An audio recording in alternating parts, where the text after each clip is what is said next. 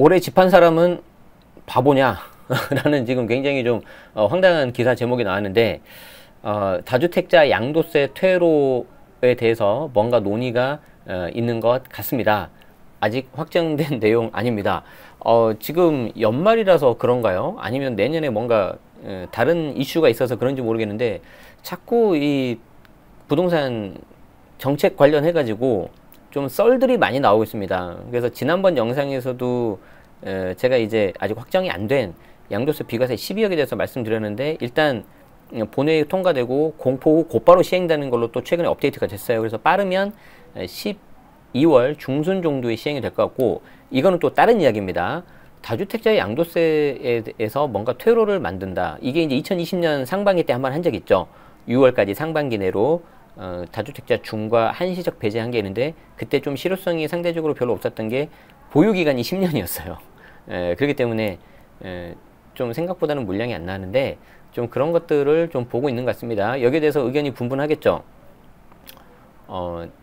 정말 매물을 좀 이끌어서 집값을 안정시키려고 하는 건지, 아니면 일종의 어떤 선심성 정책인지. 그리고 이제 더 중요한 거는, 이렇게 계속 정책이 왔다 갔다 하는데 우리 일반 여러분들은 좀 어떻게 해야 되는지 그냥 뭐 감히 저라고 다 아는 건 아니지만, 제가 아는 한도 내에서 제가 좀 겪었던 경험 내에서 좀 몇 가지를 말씀드려 보려고 하고 있고요. 미리 말씀드리는데, 오늘은 뭔가 바뀐 건 없습니다. 바뀐 건 없는데, 여기에 대해서 좀 제가 몇 가지 참고하실 만한 내용을 말씀드리고, 하나 이제 참고하셔야 되는 거 있습니다. 첫 번째 기사하고 어떻게 보면 연관된 기사인데, 비사업용 토지, 비사업용 토지 양도세 중과, 이거 내년부터 곧바로 시행한다라고 올 초만 하더라도 3월 29일이었죠. 일명 LH 대책.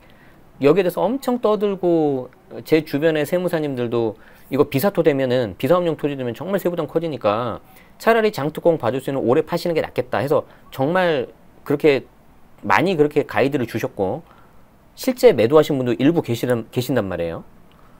근데 지금 갑자기 상황이 이상해져 버린 거죠.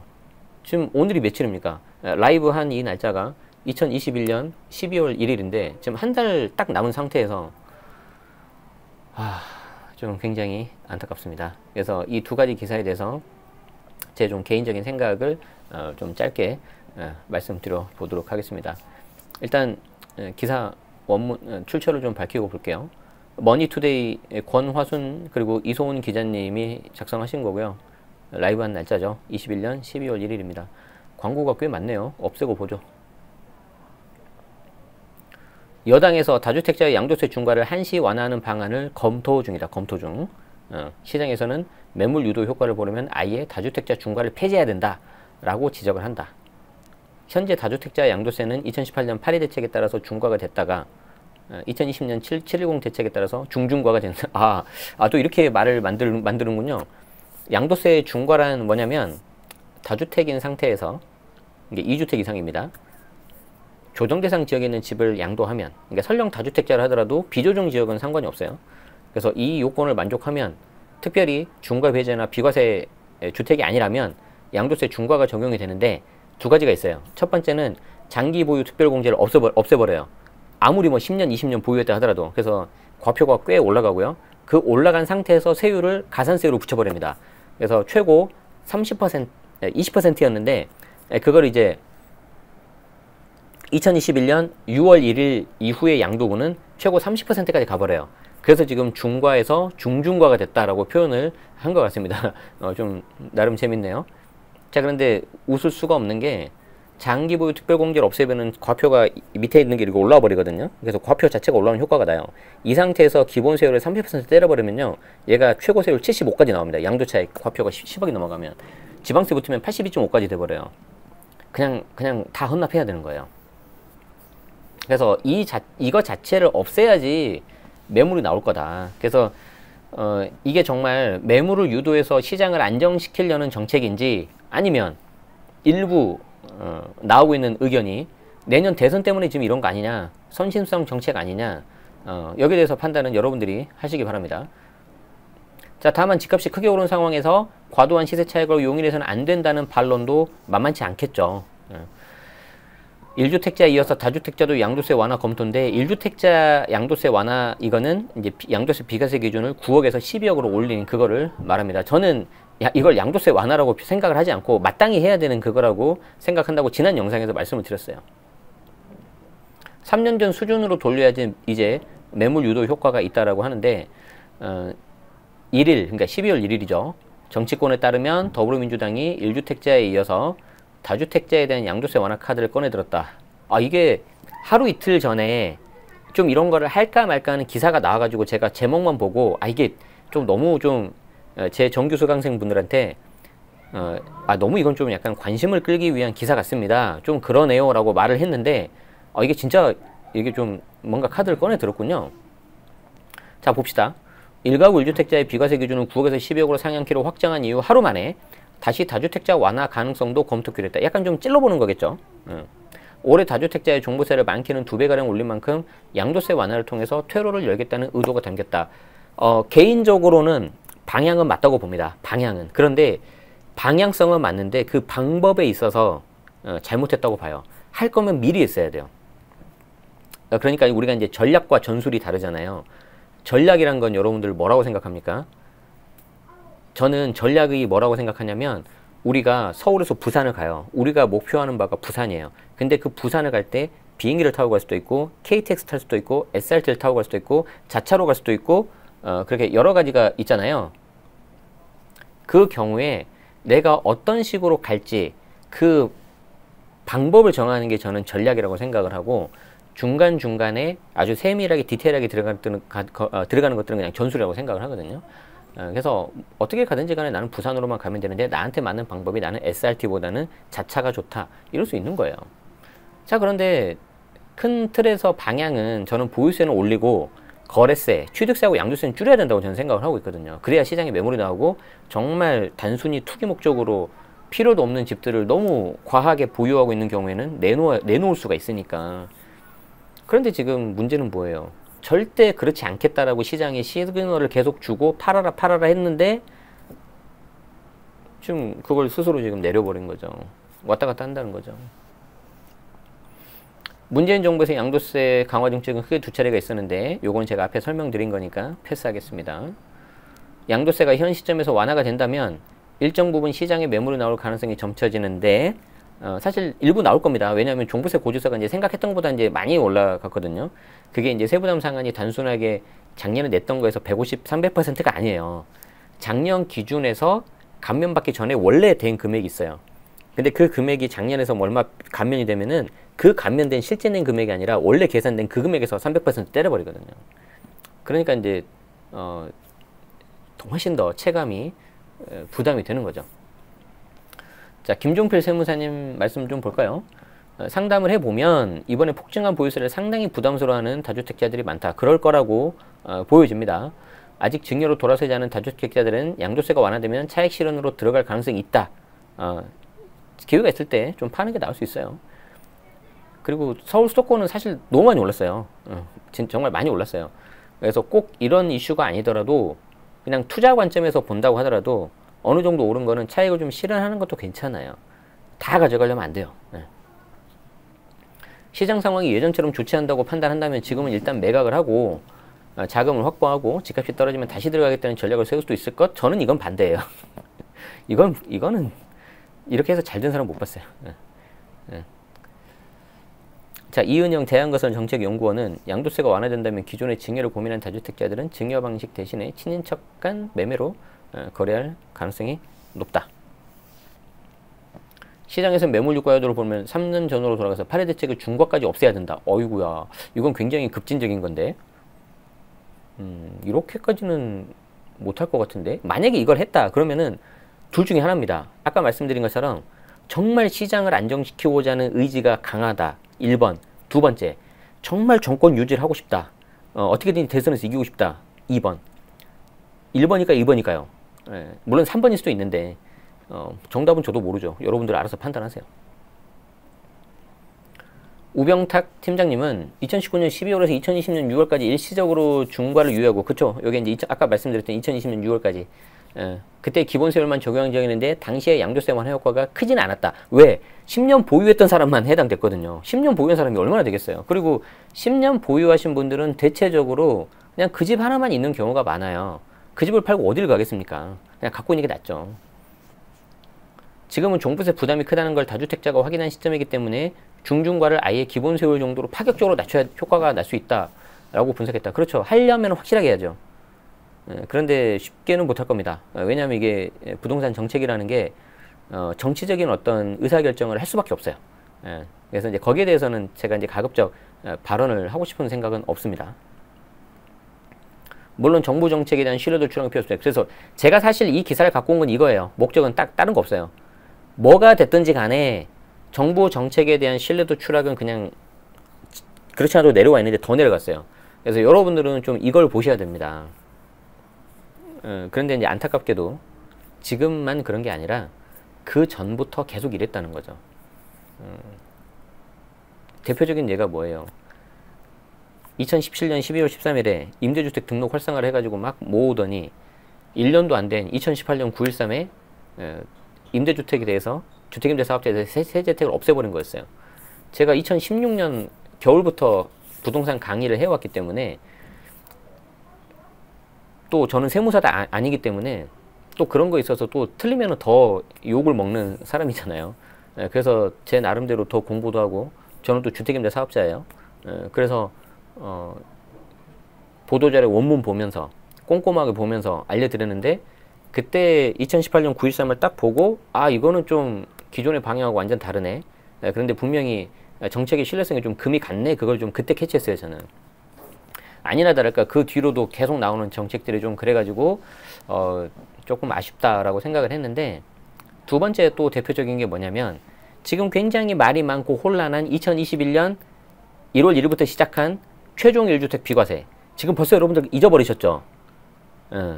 다주택 상태에서 1주택이 되면은 추가 2년 보유 또는 거주해야 된다는 그 굉장히 그 희한한 그것도 처음에 좁은 데로만 하면은 양도일을 기준으로 해서 추가 2년 보유해야 되니까 그게 뭐 2021년이 되기 전에 판 경우를 하더라도 역산해가지고 2년 되면은 좀 문제가 될 수 있다라고 다 저도 그랬고 제 주변에 계신 세무사님들 다 그렇게 해석을 했거든요. 그런데 2021년 1월 1일 되기 전 며칠 앞두고 2020년 12월 24일 크리스마스 이브 날 거기에 대한 해석이 나왔어요. 2021년 1월 1일 되기 전에 팔아서 1주택 되면은 예외로 해줄게. 아니 그러면 진작 팔아가지고 내가 좀 좋은 방향으로 갈 수도 있었던 거거든요. 의사결정을 하는 데 있어서. 그거와 정반대가 되는 게 지금 비사토가 돼버렸습니다. 지금 비사업용 토지. 이건 안 팔아도 될 뻔했는데 이것 때문에 지금 토지 좀 파는 분이 계실 거예요. 이거 어떻게 할 거예요, 이거? 이따 좀 말씀드리고 하고요. 그래서 이제 결국 정부 정책에 대한 신뢰도 추락은 피할 수 없게 됐다고 한 거죠.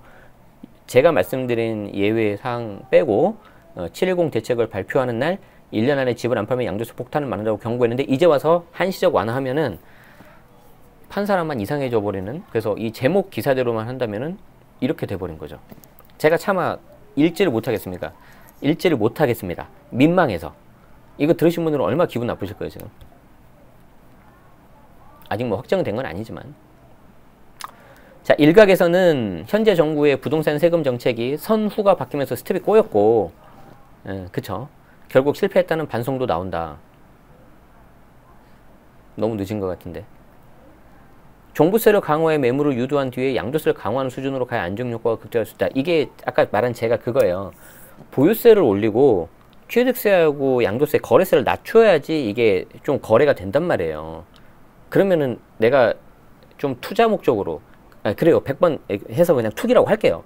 3주택을 가지고 있었는데 아유 야 이제 나 못하겠다 그러면 좀 내놓을 수 있어야 되잖아요.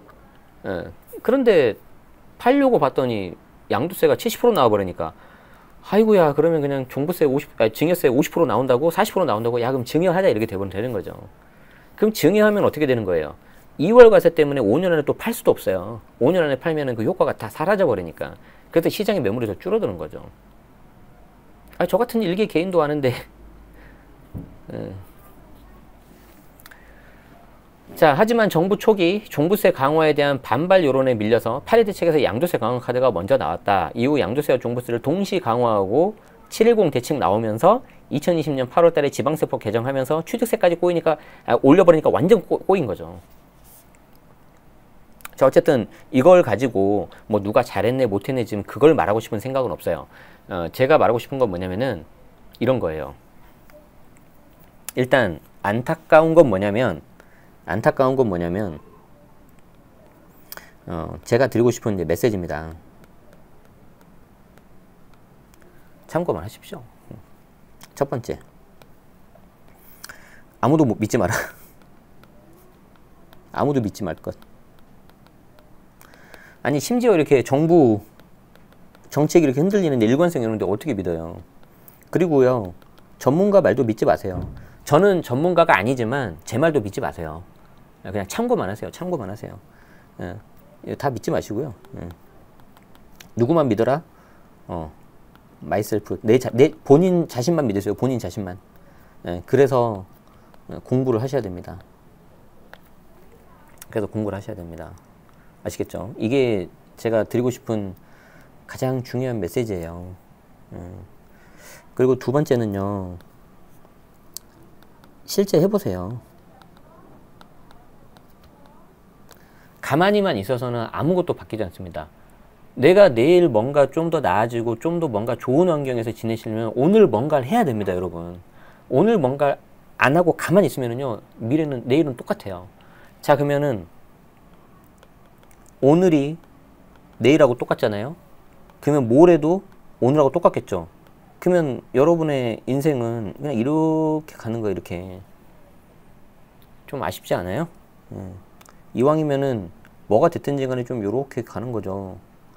근데 우리는 뭐에 대해서 부담을 가지고 있냐면, 이건 심리학에 나온 건데, 손실을 보기 싫어하는 이 손실 회피에 대한 욕구가 너무 커요. 그러니까 내가 돈을 못 버는 건 괜찮은데 이걸 잘못해가지고 손해보는 걸 굉장히 싫어해요. 저도 마찬가지로 싫어해요. 그런데 내가 만약에 감당할 수 있는 수준이면은 좀 약간 손해볼 수도 있는 거 아니에요? 예를 들자면. 그렇다고 진짜 손해를 보시라는 게 아니라, 최악의 경우에 내가 손해를 보더라도 내가 먼저 한번 해봐야겠다.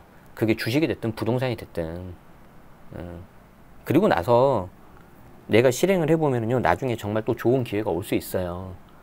그때 되면은 이렇게 시행을 하신 분들이 훨씬 더 잘 하실 겁니다. 그리고요, 실제 해보기가 어려우면요, 실제 해본 사람 말을 좀 들으세요.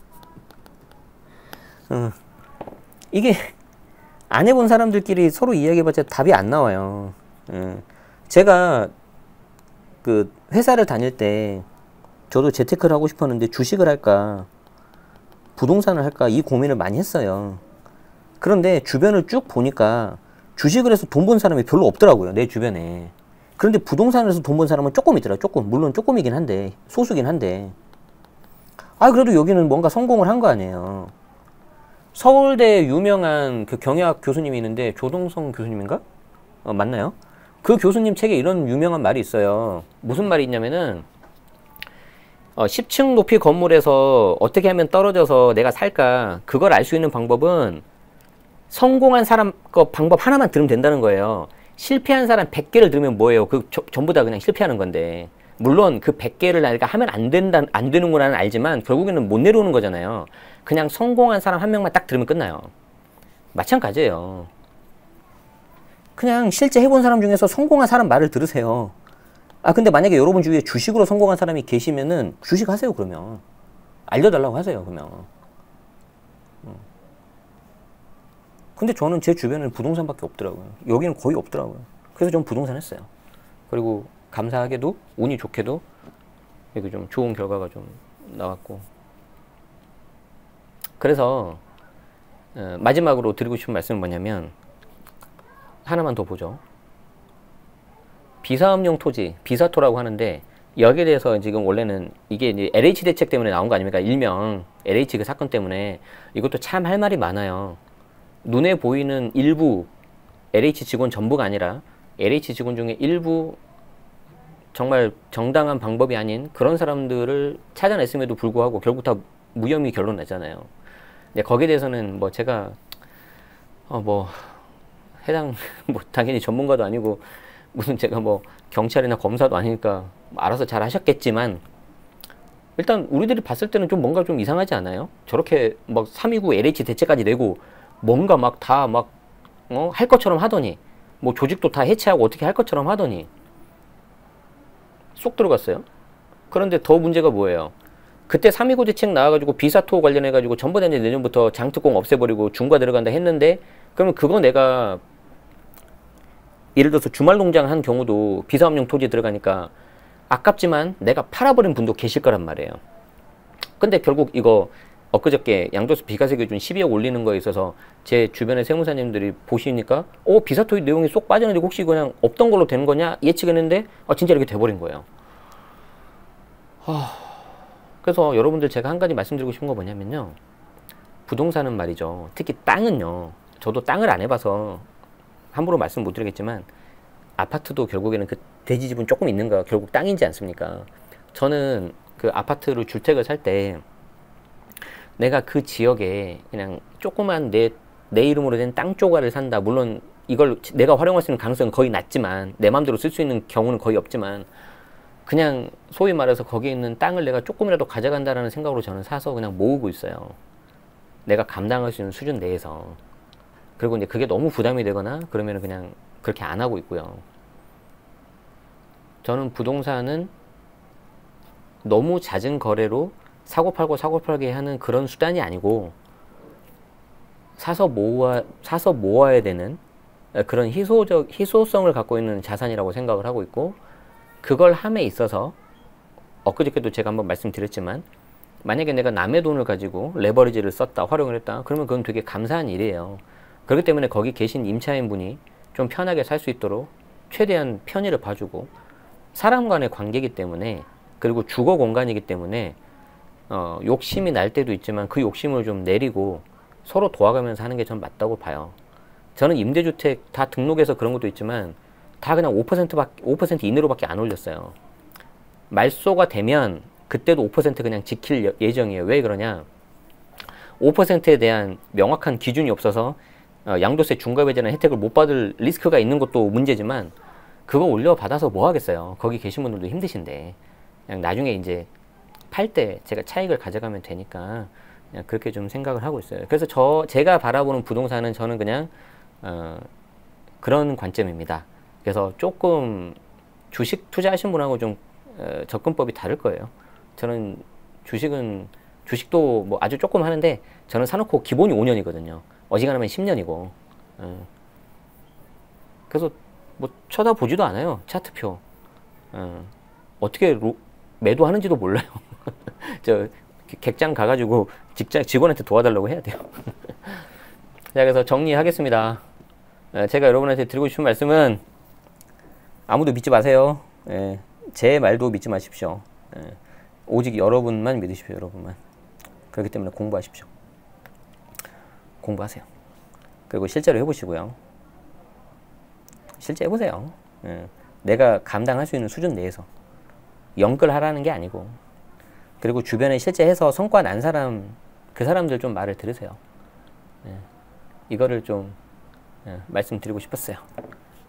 그래서 정책이 이렇게 오락가락 하면서 제 주변에 계신 그 세무사님들도 굉장히 좀 많이 지금 힘들어하고 있습니다.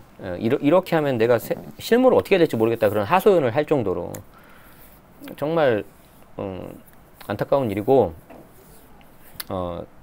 또 이제 그거를 여러분들도 참고하셔가지고 실제 매수하거나 매도하신 분들, 특히 매도하신 분들 중에서도 좀 그런 안타까운 분들이 계실 것 같은데,